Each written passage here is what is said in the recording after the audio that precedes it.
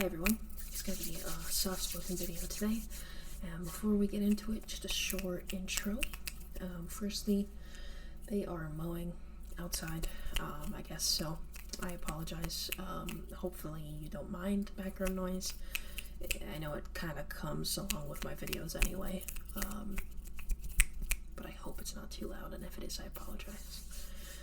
Secondly, I'm recording during the day, again, at least for this video, because I can't sleep.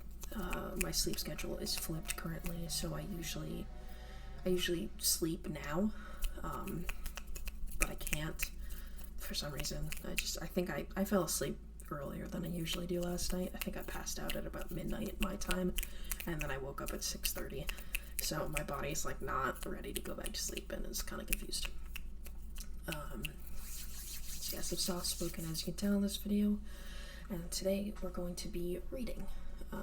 I studied music history in college. Let me see if I can get a thumbnail real quick. Don't mind me while I stare at your soul. So yeah, I studied music in college, and so part of what came with that is having to take music history. Now, as you can tell by the name of this book, it did not include Eastern music, which personally, I was taking this class, I think I had changed my major by then, yeah. So at that point, I was just a music major, but I started out as a music education major, and that music history is a big part of that.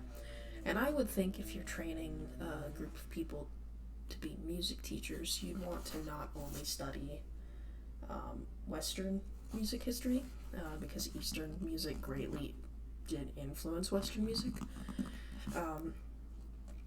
So I will include some Eastern music at some point, some history, stuff like that, because it is important to learn about and remark on. But yeah, so I don't know how much of this book I'm gonna read over the course of the channel, but I figured we'd just start from the beginning, and just kind of go through the book and read a little bit. So yeah, it'll be a soft-spoken reading video. I think that's about all I got for the intro. Alright, so start out. It's a big book.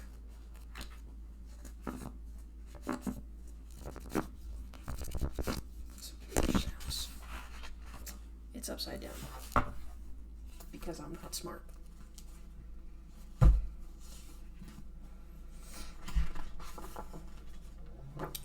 So, oh wow, my access code to the website we use. It's still in here. This is what we open up to. History of Western music. Oh, my camera might go out of focus too. It's partially the camera, partially because my cats keep playing with the cord and knocking it off my computer. So, apologies. Hopefully you're not here to look at my face and just to listen to my voice. Oh, this is my second take of this video, so I forgot this as well. I dyed my hair again. I don't love how it looks, so don't judge me.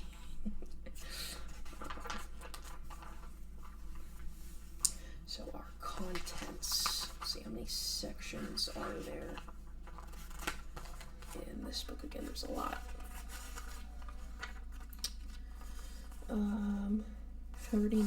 39 sections. So we are going to start with part 1, the ancient and medieval worlds.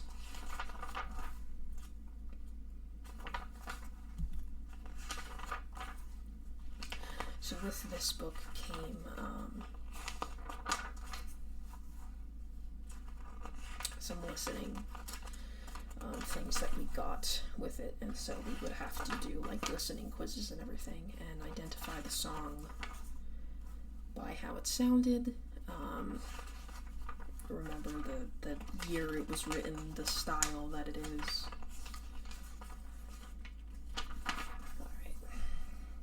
So this is how we start the book, and really part 1. And if I remember correctly, this is what's called a Gregorian chant, That would have been how it was notated. So this is kind of preface to this part. So, the ancient and medieval worlds. Every aspect of today's music has a history, and many fundamental elements can be traced back thousands of years. Prehistoric societies developed instruments, pitches, melody, and rhythm. Early civilizations used music in religious ceremonies to accompany dancing, for recreation and in education, much as we do today. Ancient writers directly influenced our ways of thinking about music, from concepts such as notes, intervals, and scales, to notions of how music affects our feelings and character. Medieval musicians contributed further innovations, devising systems for notating pitch and rhythm that led to our own, creating pedagogical methods that teachers continued to use, and developing techniques of polyphony, harmony, form, and musical structure that laid the foundation for music in all subsequent eras. Church musicians sang chants that are still used today. Court poets and musicians composed songs whose themes of love's delights and torments are reflected in songs of our time, and both church and secular musicians developed styles of melody that have influenced the music of later periods. The music and musical practices of antiquity and the Middle Ages echo in our own music, and we know ourselves better if we understand our heritage. Yet only fragments survive from the musical cultures of the past, especially the distant past. So our first task is to consider how we can assemble those fragments to learn about a musical world of long ago. So, a lot of what this delves into, and if you don't study music, some of these terms you might not know. I try to go over them. It's been a few years since I've really kind of taken, I record my music, but actual study, I stopped back in 2020. So, I got a bit of a headache. So basically, a lot of the first excerpts of music that we have are from the church, and they were called Gregorian chants. There's a couple things that came before that, but that's primarily what we know. And a Gregorian chant is essentially like a one line is how they started out. It's called monophonic, I believe. It is one line. There's no instruments, there's no like harmonies or anything. It's just one line of some notes. And we didn't have what we have today, which is called like major and minor scales. It's how each note is decided in a song. So a lot of happy songs are major, and some sad, more depressing songs are minor, is usually the easiest differentiation. Of course, there's happy songs in minor and sad songs in major. It happens. But back then, those scales, the major and minor scales, had not been created yet. So they weren't a thing. So you can look up some Gregorian chants if you want. There will be songs in this book. I won't play them, but I will tell you the name. So we've got my highlights throughout. So here we start off in chapter 1, which is music in antiquity. Which I guess is their fancy way of saying ancient music. So, the culture of Europe and the Americas, known as Western culture to distinguish it from the traditional cultures of Asia, has deep roots in the civilizations of antiquity. Our agriculture, writing, cities, and systems of trade derive from the ancient Near East. Our mathematics, calendar, astronomy, and medicine grew from Mesopotamian, Egyptian, Greek, and Roman sources. Our philosophy is founded on Plato and Aristotle. Our primary religions, Christianity and Judaism, no mention of Islam, okay, arose in the ancient Near East and were influenced by Greek thought. Oh, I guess because they're just talking about the West, but Our literature grew out of Greek and Latin traditions and drew on ancient myth and scripture. Our artists imitated ancient sculpture and architecture. From medieval empires to modern democracies, governments have looked to Greece and Rome for examples. The music of Western culture, known as Western music, also has roots in antiquity, from the scales we use to the functions music serves. The strongest direct influence comes through Greek writings, which became the foundation for European views of music. The influence of ancient music itself is more difficult to trace. Little notated music survived, and few, if any, European musicians before the 16th century could read the ancient notation, yet some musical practices continued, passed down through oral tradition. So that was very common back in like ancient days, so before the 15th, 14th, 13th century. Even then too. Music was passed down orally. You didn't write it down most of the time. You just taught it to your children and your community, and they taught it to further generations. These echoes of ancient music in the Western tradition are reason enough to begin our survey by examining the roles of music in ancient cultures, the links between ancient practices and those of later centuries, and the debt Western music owes to ancient Greece. Starting with ancient music also lets us consider how we can learn about music of the past and what types of evidence we can use to reconstruct the history of music from any age. Music is sound, and sound, by its nature, is impermanent. What remains of the music from past eras are its historical traces, of four main types. 1. Physical remains, such as musical instruments and performing spaces. 2. Visual images of musicians, instruments, and performances. 3. Writings about music and musicians. And 4. Music itself, preserved in notation through oral tradition, or, since the 1870s, in recordings. Using these traces, we can try to reconstruct what music of a past culture was like, recognizing that our understanding will always be partial and will be influenced by our own values and concerns. We are most confident of success when we have all four types of evidence in abundance. But for ancient music, relatively little remains. Even for Greece, by far the best documented ancient musical tradition, we have only a small portion of the instruments, images, writings, and music that once existed. For other cultures, we have no music at all.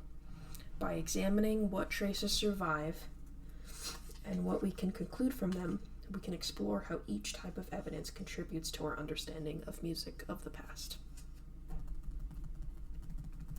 And there's an image of a bone flute here.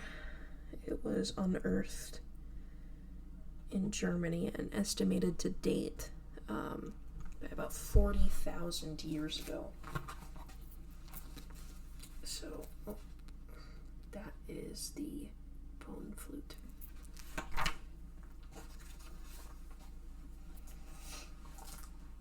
take a sip of water.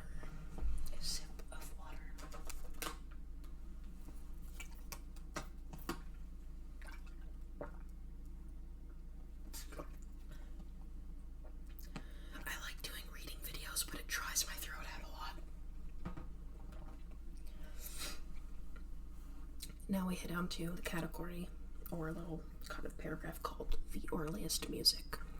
The earliest music. The earliest music. The earliest evidence of music making lies in surviving instruments and representations. In the Stone Age, people bored finger holes in animal bones and mammoth ivory to make whistles and flutes.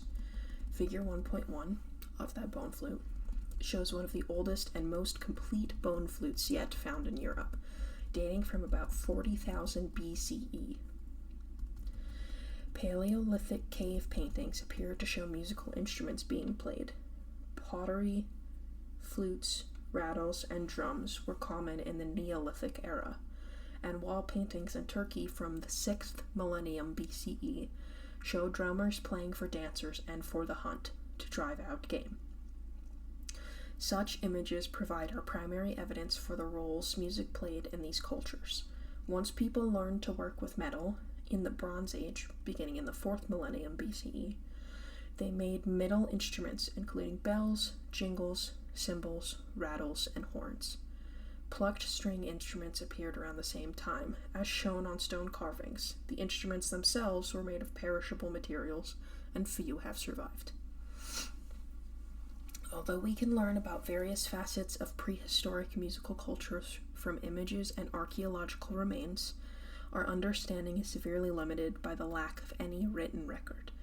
The invention of writing, which marked the end of the prehistoric period, added a new type of evidence, and it is with these accounts that the history of music properly begins. Let's see how much is...